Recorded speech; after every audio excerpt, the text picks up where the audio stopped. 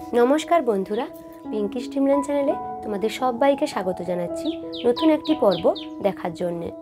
আজকের পর্বে আমি তোমাদের বানিয়ে দেখাবো ভীষণ মজাদার তুলতুলে নরম একটি শীতকালীন পিঠা।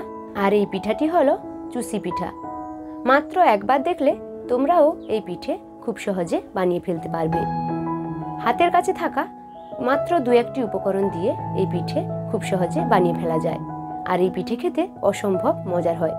আশা করছি আজকের রেসিপিটা তোমাদের অনেক বেশি ভালো লাগবে, তাই ভিডিওটি প্রথম থেকে শেষ পর্যন্ত অবশ্যই দেখতে থাকো। আর যারা চ্যানেলের নতুন বন্ধু তারা অবশ্যই চ্যানেলটিকে সাবস্ক্রাইব করে দিও। এবার চলো বন্ধুরা, চলে যাচ্ছি রেসিপিতে।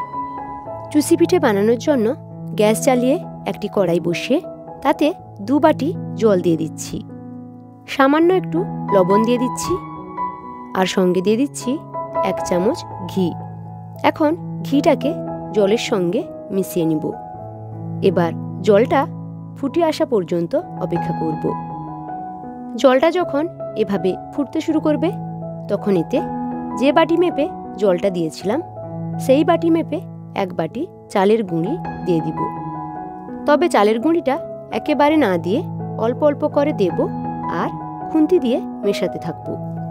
আমি এখানে সেদ্ধ চালের গুঁড়িটা নিয়েছি। আর এই সেদ্ধ চালের গুঁড়ি দিয়ে পিঠেটা বানালে পিঠেগুলো কিন্তু অনেক বেশি সফট হয়। এখন গ্যাসের ফ্লেমটা লোতে করে মিশ্রণটাকে আরও 2 থেকে 3 মিনিট নেড়ে চেড়ে একটা ডোয়ের মতো বানিয়ে নিব। আর ডোটাকে এখানে খুব বেশি শক্ত করে ফেলা যাবে না। ডোটা অল্প একটু নরম থাকলে পিঠেগুলো একেবারে তুলোর মতো নরম হবে। এখন ডোটা রেডি হয়ে গেছে। এবার এটাকে একটা প্লেটে বের করে হালকা ঠান্ডা করে নিব।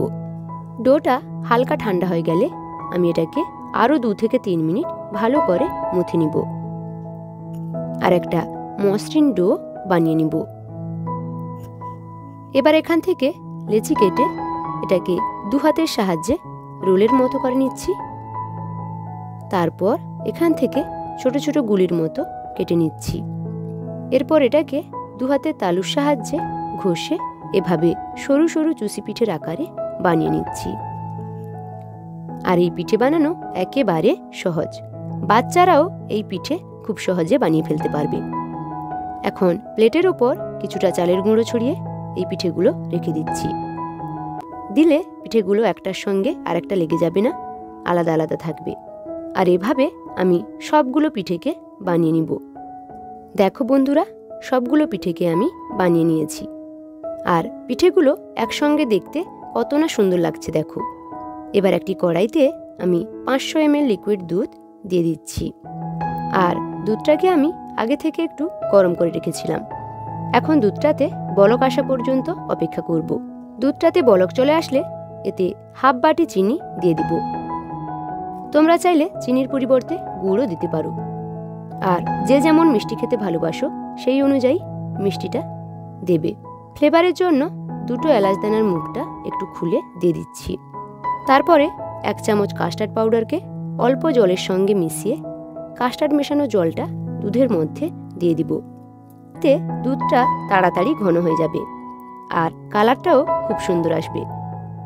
তোমরা কালারের জন্য গুড়ও দিতে পারো। এবার আমি চুষি পিঠেগুলো দিয়ে দিব।